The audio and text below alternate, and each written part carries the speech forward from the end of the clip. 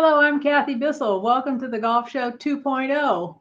We are really pleased to have a Ryder Cup legend with us this week, Lanny Wadkins, who hit, I guess, a glorious shot, and he's described it as the best one of his career in the 1983 Ryder Cup. Lanny, do you still remember it as like it was yesterday? Yeah, there's not a lot of shots that stand out or that I think back on that were probably as pressure packed as that one. It was pretty special. I mean, it was only 72 yards, but considering the circumstance, considering who was standing about 10 feet away from me, Jack Nicklaus, my entire team, except for Tom Watson, who was finishing up the match behind me, it was pretty nerve wracking. But I always thought that one of the things that benefited me in that shot was I played so fast, and I always played fast. It wasn't anything abnormal that I almost hit it before I thought about it. So it was almost instinct and reaction more than anything else. And a lot of times throughout my career, I look back and said, if I could hit that shot at that time, I can handle whatever. Well, I think you hit a lot of good shots like that. I remember seeing them all the time. Well, thank you. Gary, you What, had what was it like on the tee on that hole? You knew the situation. Watson was ahead of his match, and you guys were kind of the deciding matches at that point. Yeah, there's no question we were, Gary. And the interesting thing, I mean, a lot of things happened in that match. I felt that was a match I probably, in reality, probably should have won about 3-2, 4-3. I mean, the first hole of that match, I had a 6-footer for birdie. Canizares hold a 50-footer for par. We tied the hole. The eighth hole, very similar thing. I've got about 12 feet. He's got an impossible pitch shot. Hits the flag, goes in. I missed a 12-footer. At 16, I'm one down. I hit 2-iron 12 feet behind the hole. He's in the lake to the right. Ball is in the water, above water. He gets it on the green 40 feet, holds it for par. I missed a 12-footer. I actually ended up making a 6-footer to stay alive at 17, or the one at 18 never would have happened. So Wow. a lot of things happened. But, on the 18th tee, I mean, I knew I had to win the hole. Everybody was standing there. I hit a really good tee shot. I actually hit it past Canizares off the tee. I was thinking he would lay up around the lake. He hit it over the lake, and it kind of forced my hand. I went ahead and hit 3-wood. I remember I hit my 3-wood, hit it really solid, and Curtis Strange started yelling at it, get up, get up. I said, don't worry, it's solid. So, I was past Canizares. He hit his third shot first, kind of hit a little heavy, left it on the front edge of the green, and I had 72 yards, hit it, a foot from the hole. Nicholas goes over and kisses the divot. I walk up on the green. Tom Kite smacked me on the back, said something.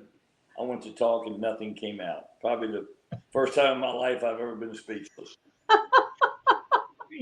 Canizares pretty much had the round of his life, didn't he? Had an interesting round. I don't know that he played particularly well, but he sure got in the hole. And I was playing very well that week. I had a pretty good Ryder Cup.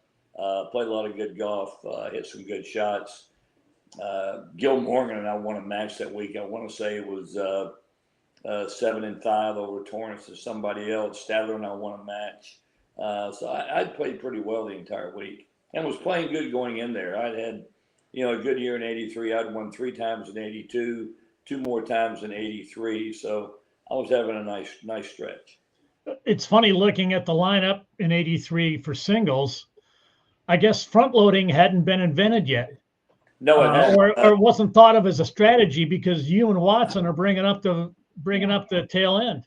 Well, and Raymond was the group between us were right in front of Watson, and Nicholas felt that it was close, and if it was down to something at the end, he wanted his guys that he could count on at the end. He had said that, and it was not. It actually was. I don't think it became front loading became an issue until '99 when I think that's the first time. Yeah. Yeah, but we there were a number of times that it went the other way, and we got to knowing where the Europeans were going to have someone. Like Raymond was the first to really pick up on everything where they put people. Watson went off that, and I did too. I remember in the '89 matches. Calcavecchia and Ken Green came to Raymond and said, we want the Spanish Armada. We're going to take them down. And Raymond said, okay, boys, I know right where they'll be. And he put them, and they got them. And the Spanish Armada walked them in about 6-5. I don't think they wanted any more of them. So, but we got to understanding that when it came to singles, they always played one of their bigger names off first. And then they usually had somebody in reserve, but they were always going to put one of their very biggest names off first, hoping to get a win and maybe get that person out on the course, rooting them on. For example, when I was captain, Seve was first off. 91 at Kiowa, Faldo was first off. Okay. So I remember some of those. So that was what they were doing, and Raymond had really paid attention.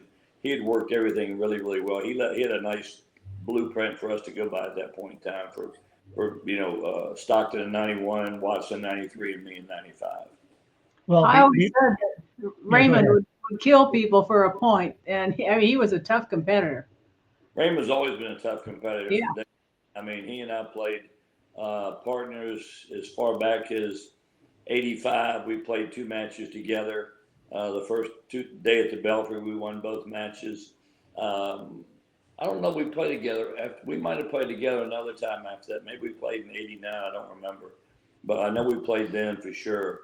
I was kind of lucky. I kind of had a game that went with anybody. So I played with everybody. I played with Corey Pavin several times. Obviously, Larry Nelson had a lot of success together. Raymond, Hale Irwin and I were never beaten. I really could not understand why captains didn't put Hale and I together more, because our games are kind of mirror games.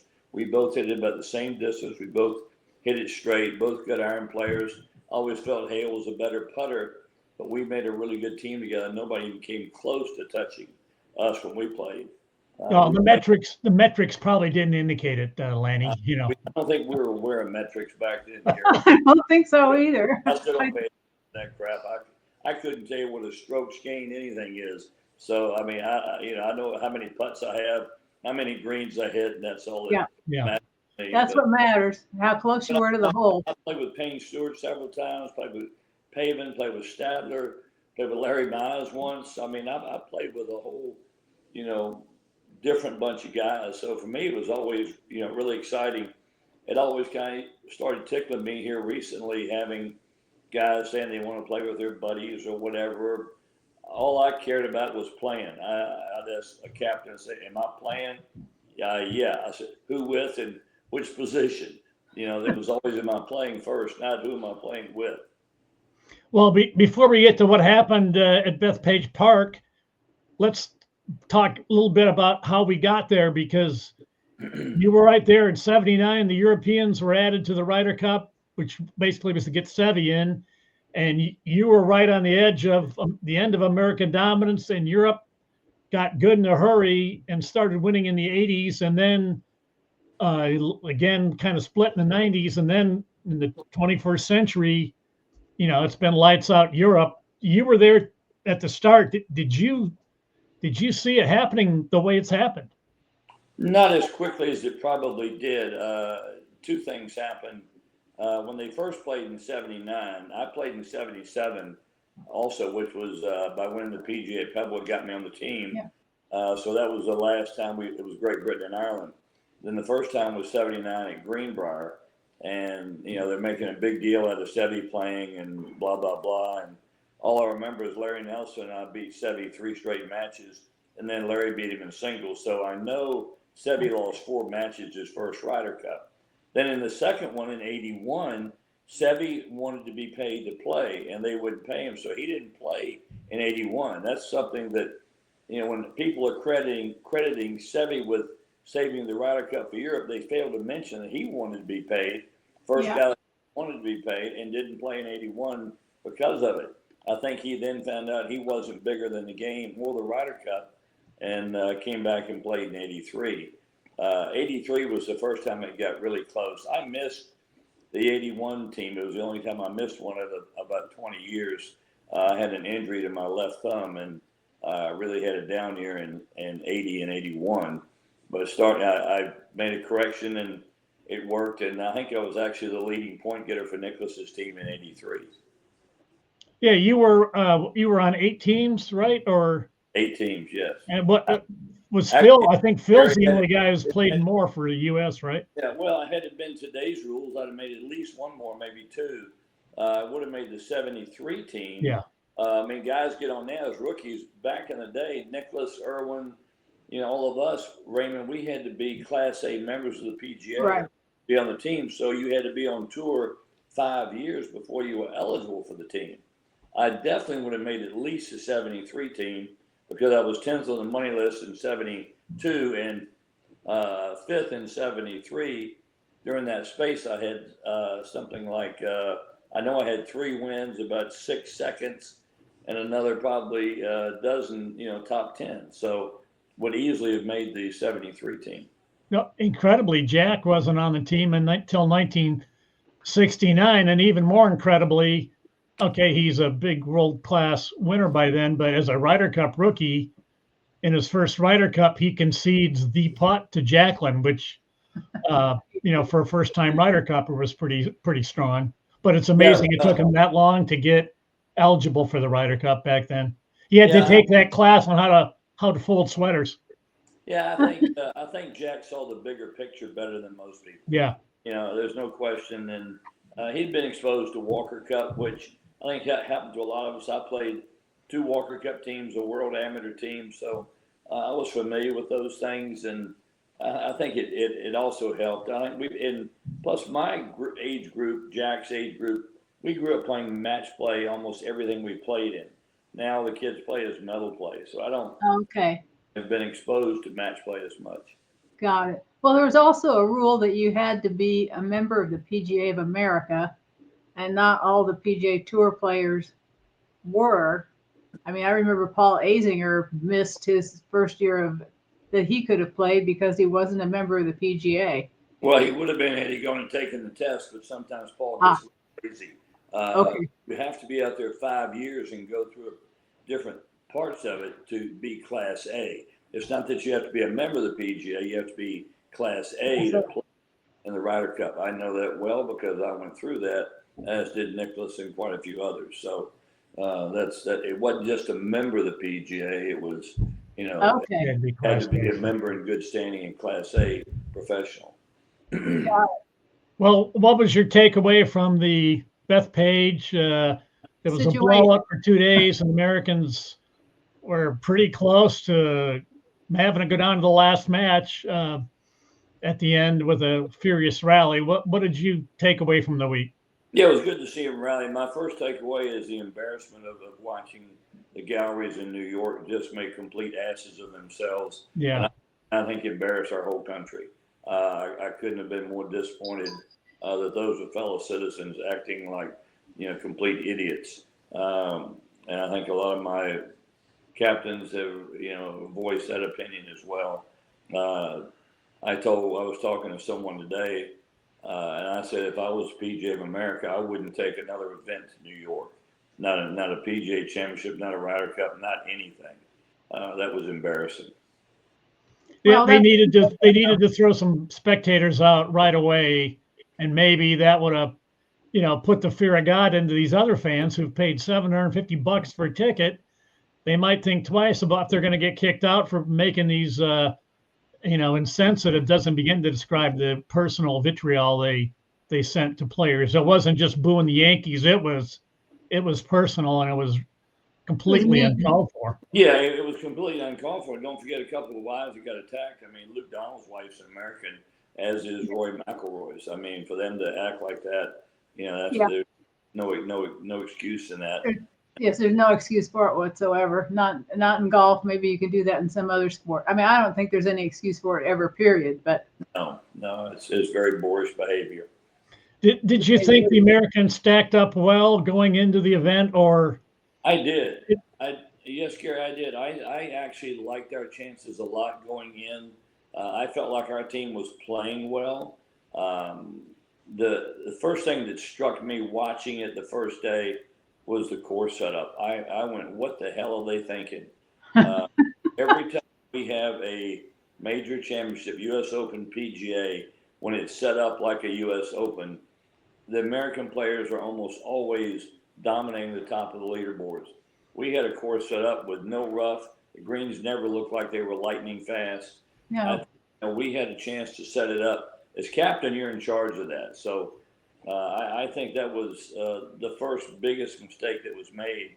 The second thing that struck me first day on was I want to win the first match. I want to put somebody out there I think there's no way they're going to get beat, even though it happened to me, mine lost. I would have, I didn't think DeChambeau and Justin Thomas was our strongest alternate shot team. Maybe best ball team, but not alternate shot team. I agree with you. I don't know that I would have played DeChambeau in alternate shot. Who can play where he hits it other than him? So I think he would have been a spectacular teammate in best ball and singles, and he's a fighter.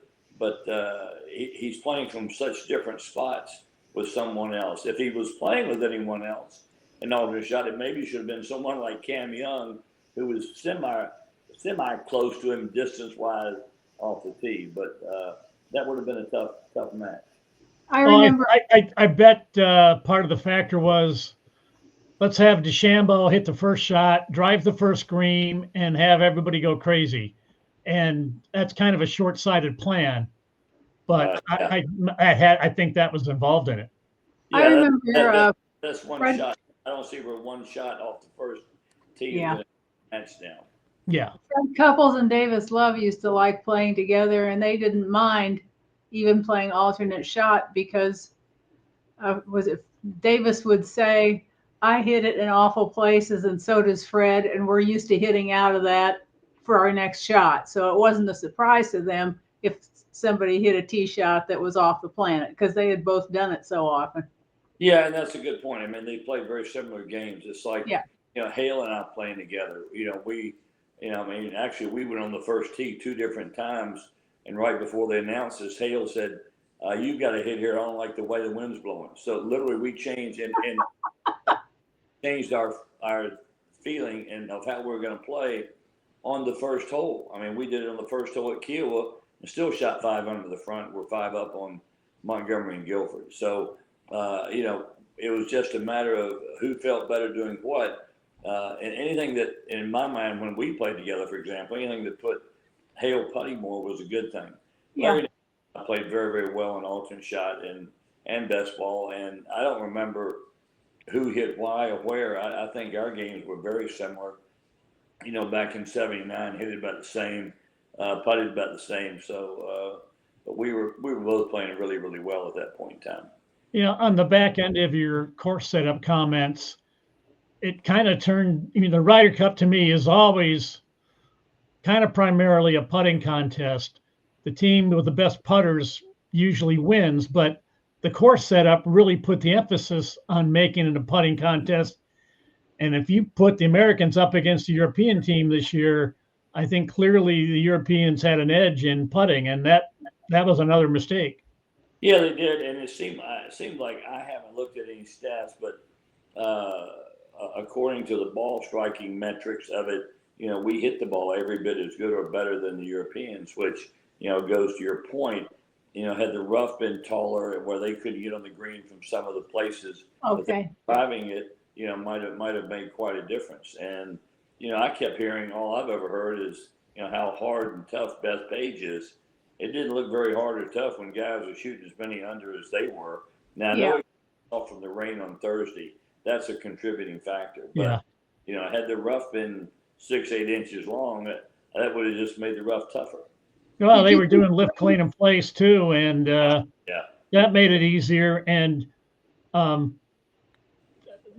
you just don't expect. The gross scores would have been interesting if I don't have those in front of me, but it was like watching somebody shoot 25 under at a tour event. And think about this: even with lift, clean, and place, had the rough been more penal, guys in the rough couldn't get it to the green, so you drive it in the fairway, you even got more of an advantage. Yeah.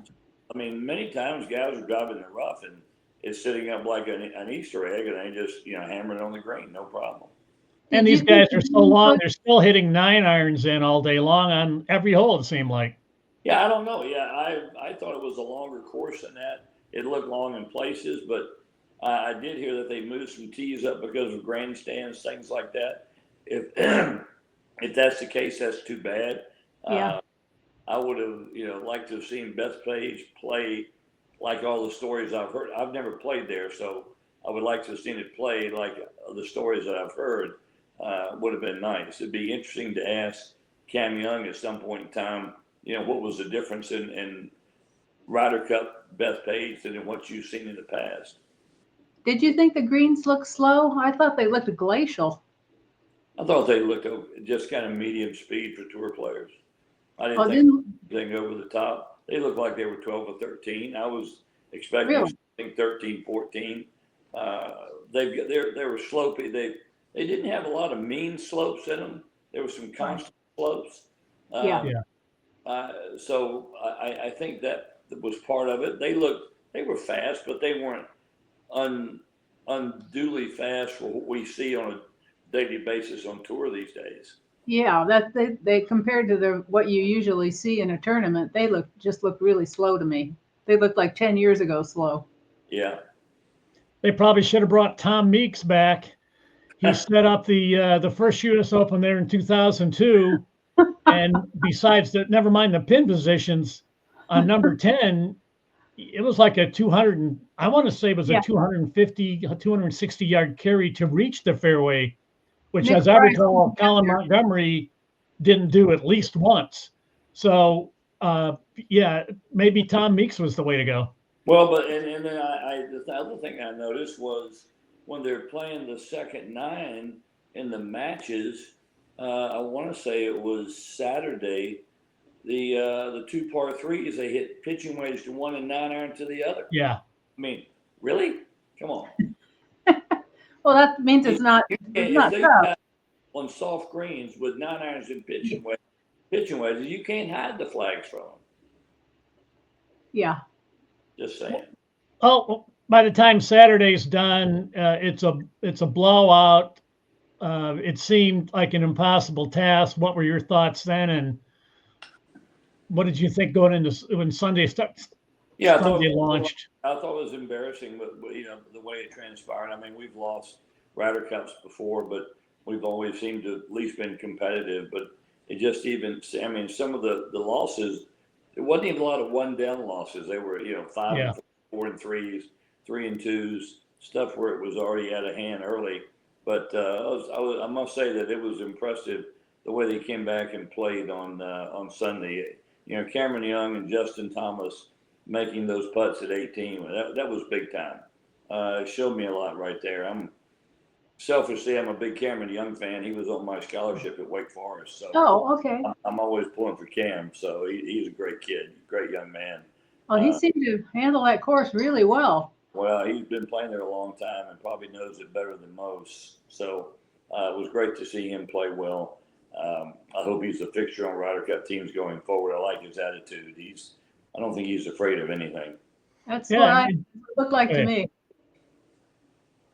Yeah, DeChambeau came through also getting his match back to even, and that kind of, it was silly. They couldn't afford more than one loss on the last day, and then they had to win, 9 of the last 11 or 10 of the last 11.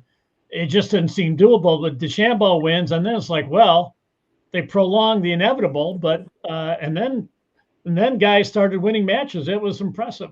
It was very impressive, and they got a lot of halves. And really, the Europeans only had one win out of 12. Yeah.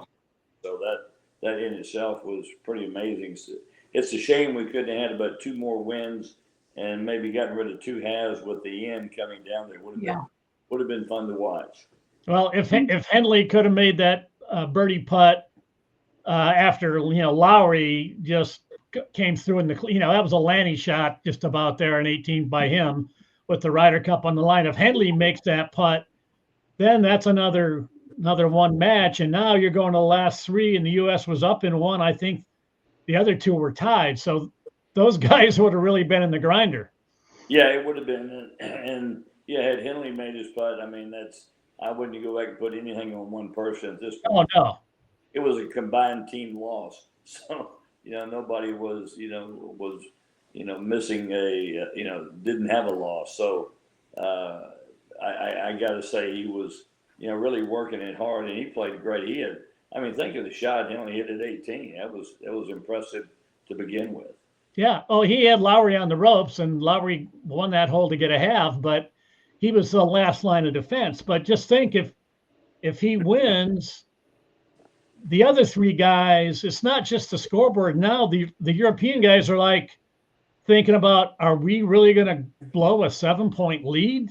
I mean, you've been in these situations where the scoreboard weighs on those last guys. Yeah, and that had to be going through their mind, which puts more pressure on them playing. So I'm sure that, when it gets to a Ryder Cup, everybody's got to look at the scoreboard. Yeah, I mean, these guys that say they play and don't look at scoreboards, I don't know what they're afraid of. They're afraid of seeing their name at the top of the leaderboard. I don't know. Never understood that. But Ryder Cup, I don't think there's any way you can play and not pay attention to what your teammates are doing.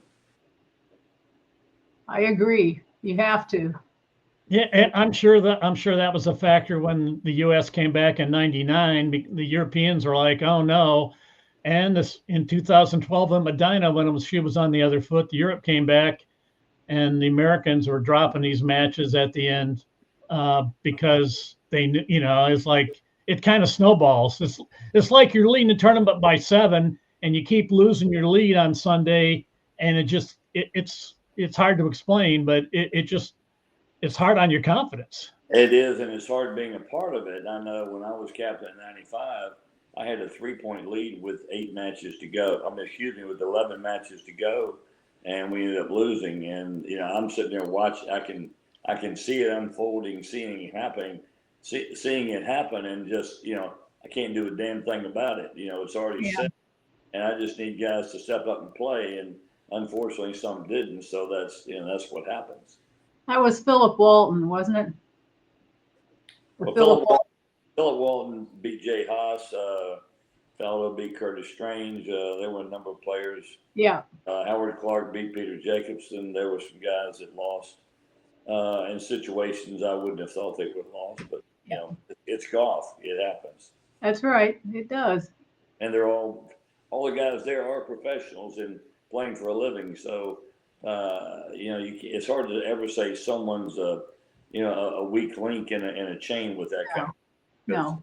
If you played well enough to be on a Ryder Cup team, you're not that weak. Yeah. Right. Do you think they should do anything different going forward in terms of how they pick players, in terms of how the team's organized? I mean, when in the 70s and early 80s, they didn't have like 85 assistant captains out there, right? We didn't have I was one of the first ones that had one. I had my brother came along and helped me. I think I probably had this trip. Stockton had his boys help him with something in '91. Watson had Stan Thirsk along, but none of us really had assistant captains per se. I guess my brother may have been the first that was known as an assistant captain. He never got any of the perks that all the guys got and get today. But the one thing I don't like, I don't know that I like. I think I would like to see go back to at least just 4 captains picks.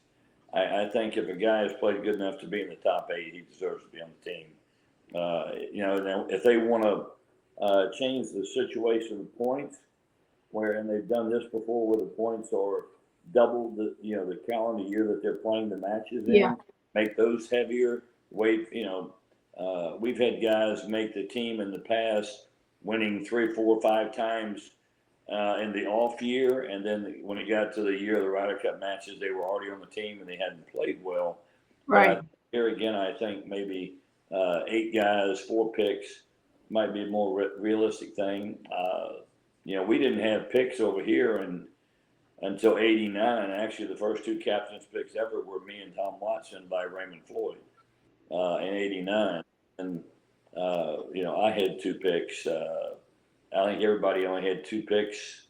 Right. Through 5. I don't know when it changed after that, but through '95 it was just 2 picks. Any thoughts?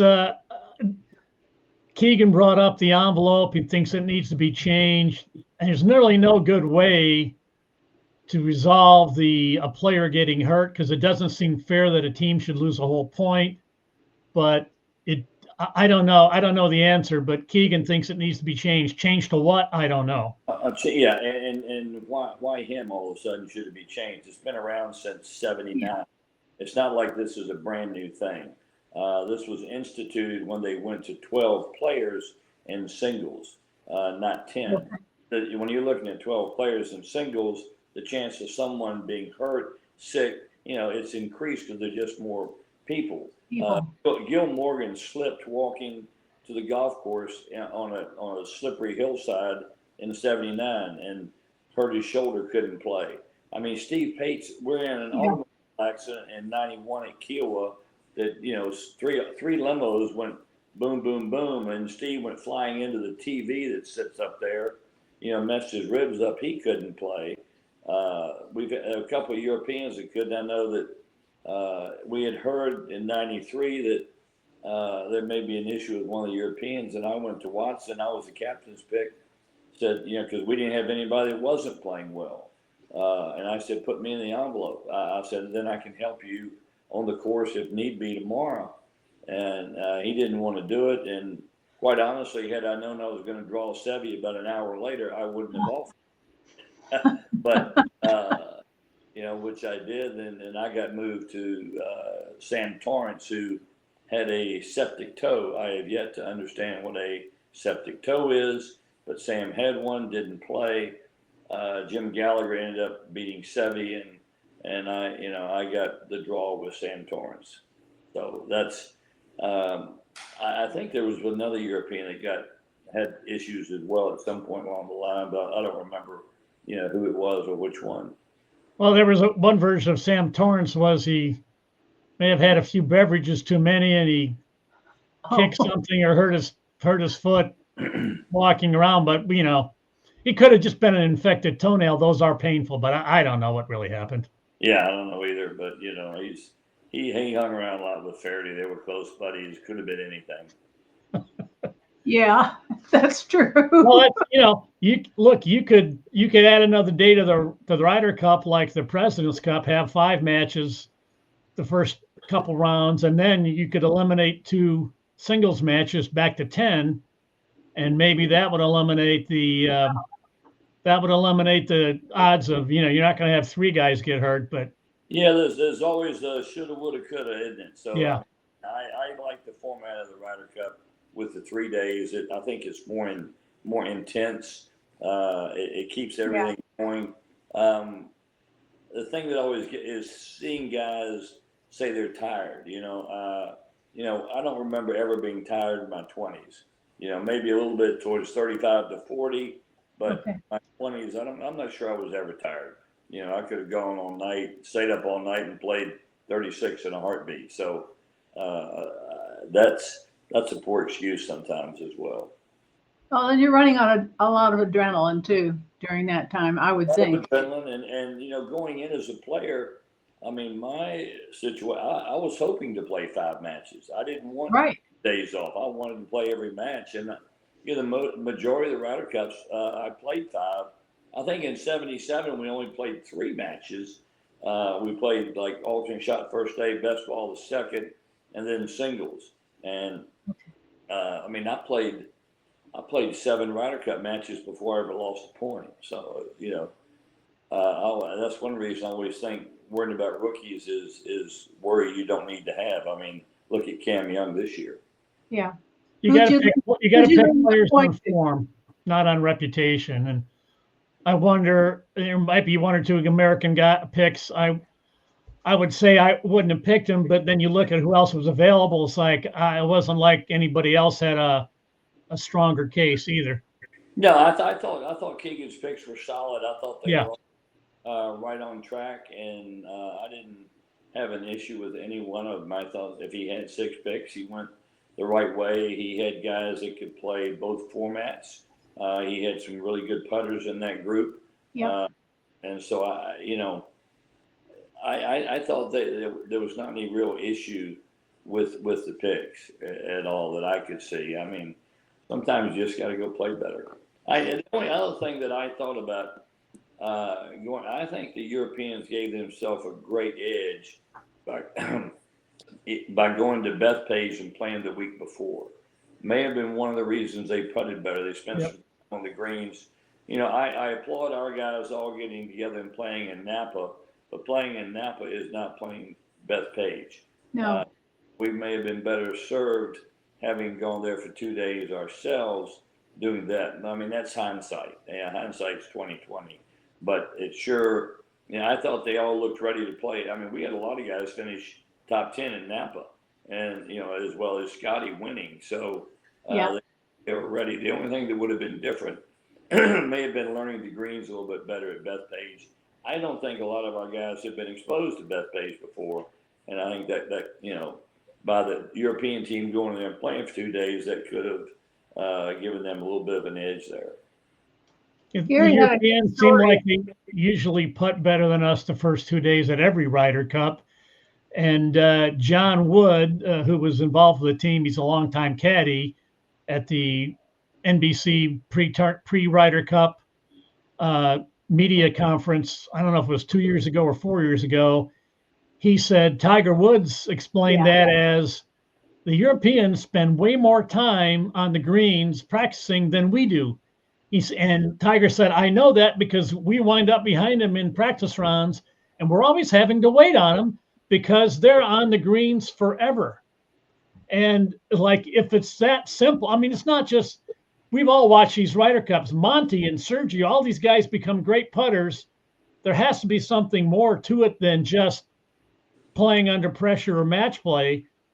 I wonder if Tiger, and if Tiger thinks they work harder on the greens than the Americans do, maybe we should do something about that. Yeah, but I mean, in my mind, you go out there and work at other times. You don't have to do it right in the practice round that's taking place. I preferred it, and back when I played, Raymond and myself and Watson, we played money games. We felt like we got sharper making the putts count in practice. Sure. Something instead of just casually hitting them with no pressure whatsoever. So if we're trying to really make putts in practice for our own dollars, then we usually putted pretty well. I know that when Weisskopf won in '73 at Troon, we played 3 straight days of pretty intense, serious money games. Bert Yancey, Tom Weisskopf, and Tony Jacklin and myself, and I think 3 of us were in the top 6 that week. In the tournament, and a lot of it's from getting prepped and ready to play, and going ahead and treating the course like you're going to treat it during the tournament. If you go out there and practice with no meaning right then and there, no pressure on what you're doing, you may learn some of the breaks, but doesn't mean you're going to hit them there later. Right. Yeah. Well, maybe it has something to do with the Europeans get off to a great start making putts, and for whatever reason, the Americans don't. And on Sunday, when, now we're out of it, or I don't know, it doesn't get their attention. I mean, Americans typically putt great and play better on Sundays than they did the first 2 days. That's been the trend in the 21st century. Yeah, and I don't know there's a reason for it other than maybe they caught up. Maybe the 2 days they missed in practice, they had attuned for it by the 2 days in matches, and they got greens better. So, I mean, there's a good point. The Europeans came in and spent 2 days there. You can be as intense in those 2 days as you want to, trying to learn the greens. So maybe that was something that could be their secret. It's not dissimilar to what Jack Nicklaus did at the majors. No. He'd go in the week before, and really he just but he would play a ball and shoot a score. He wanted to get used to shooting a score on those courses, Baltusrol or wherever, knowing he could do it, and as much as learning the course. How many guys go in early now to majors and play more than 18 holes? Guys fly in and fly out. Jack was there 2, 3, 4 days and did it. I don't know why more players who want to win majors don't do the Nicklaus method. But that's a good point. And Jack did go learn the course and pick up on things, and then he would have time to think about it and think about the course and even plan his preparation when he's practicing. I do know Jack liked to play money games because I played a lot with him in major championships. When he won at Oak Hill, I think either U.S. Open or PGA, he won like 82 or so there. we were playing money games all week there. In fact, he made a hole-in-one on 15, one of our money games.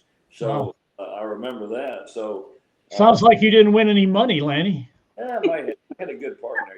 Okay. It was usually Raymond and I playing Jack Hale, and Raymond and I tended to get the best of them. Whew. That's what I said. Raymond would kill you for a point. Go ahead. I said Raymond would kill you for a point. That's Yep. what you wanted for a partner. I'm sure the PGA of America is going to be on the phone with you to ask who they should pick as captain for 27. I'm facetious, of course, but do you have any ideas? No, who would you? We don't know who they're going to. Who would you pick? Yeah, they didn't talk to us about the last one. Yeah. So I don't know. I was ready for someone other than the group that had being captain. I thought Keegan was the right person. Maybe he was a bit young, but his attitude, his patriotism, his energy. That was good. I thought that was very good. There's some other things that are there to consider, but in my mind, quite honestly, I think Tiger deserves to be captain. I think if he wants to be captain the next 2 or 3 times, he's got it. I think he deserves that. It would be interesting to see how he planned to get people ready to play. Would that make a big difference? Pretty good intimidation factor having him on your side. It was kind of like, us having Nicholas, and even though Nicholas only, won one and lost one, and they were both really, really close. It was interesting to spend those weeks with Jack, with him, running the show. It was, I think that one of the coolest things I did was I got to play for Jack twice, and that was pretty outstanding stuff. I thought Keegan did nail it when talking about being left off the team 2 years ago. He said it's become a boys' club, and I'm kind of an outsider on tour. And I think, and you look at some of the players who were picked on reputation in 23 instead of form, I think he was right. The only things I would quibble about him was, the course setup, as you said. And then he gave him the bulletin board quote, we're going to go to Bethpage and we're going to kick their asses. And if you saw any of the photos from the European team locker room, the wall, there was a big red letters. That quote, we're going to, was on the wall. And that doesn't determine the Ryder Cup winner, but that's, that was just one more log in the fire. Not that the Europeans need one, but I think that's a good point. I was ready for a change in the attitude of the captains. 10 of us former captains went to Rome, and we weren't treated very well by Zach Johnson or that team. We weren't allowed in the locker room. We weren't allowed in the team room at the hotel. We sat 10, 12 feet from where they walked past the door to go play every day. Not one person on that team came in and said hello to any of us. We're talking Lee Trevino, Raymond Floyd, Tom Kite, me, Crenshaw, Lehman, Azinger, right on down the line, Corey Pavin, Dave Stockton. Not one person came in and said anything to us all week, which I was utterly amazing. I was sitting there thinking, if I'd been a player and this had been people like Nicholas and Arnold and Jackie Burke, I'd have been spending all my time in there with them, is what I would have been doing, because I always felt they had something to say that I could learn from. Yeah. And for us to be treated like that, that was one of the reasons I didn't even go this year. I was kind of turned off by the experience in Rome, unfortunately. Yeah, why are they inviting you there if you're not going to be involved at all? As we're I'm on a text chain right now with Kite and Curtis and Crenshaw. You'd love to get a hold of that. But let me tell you, I think the only one that went was Crenshaw. Trevino told me he and Ben were doing a lot of corporate stuff up there. I know Curtis didn't go. I don't think Kite went. So kind of the same thing, but and for the same reasons. That's a shame. I wouldn't rule out. I mean, I personally, the guy who created the pod system that worked brilliantly and we've never gone back to it was Azinger. I don't know why we discarded that. We all had a pod system. We just didn't name it and Yes. like Paul did. We all did the same thing. It's done it from back to 1977, my first Ryder Cup. You know, that's nothing new. Paul just decided he'd name it because somebody had, you know, Paul's a great guy and a great friend, but he's not the smartest guy in the room. Okay. I mean, let's get that straight. We all did that every Ryder Cup I ever played in. We played with the guys we're going to play with in matches. That's, you know, it's not. Oh, he got the psychologist in to match him up by personality rather than your golf game. So I don't know if that's much different. Well, I don't know. I don't believe in sports psychologists. It's like everybody's got a team. And I mean, I said, yeah, I had a sports psychologist. He was a different guy every week. He was called a bartender. You know? Okay, Gary, I cut Gary off. No, you and I are from different eras. Yeah. I mean, than they are now. I agree. What do you need a sports psychologist for? Just go out and play. I don't get it. You go out and play and beat people, don't you? That's Yeah. what you're supposed to do. That's it. And I mean, if you've gotten this far to get on tour and you can't figure it out, then, you know, go get a job. It's pretty damn simple. So, you know, if you've grown up your whole life playing golf, beating people at every level, then you get on tour, you just continue. That was my story. So, well, we got Lanny Wadkins, Hall of Fame player, Hall of Fame broadcaster, Hall of Fame talker. Everything. Proved it right here. Thanks so much, Lanny. You were awesome. You bet, guys. You're great. You're great, Right. as usual. Thanks.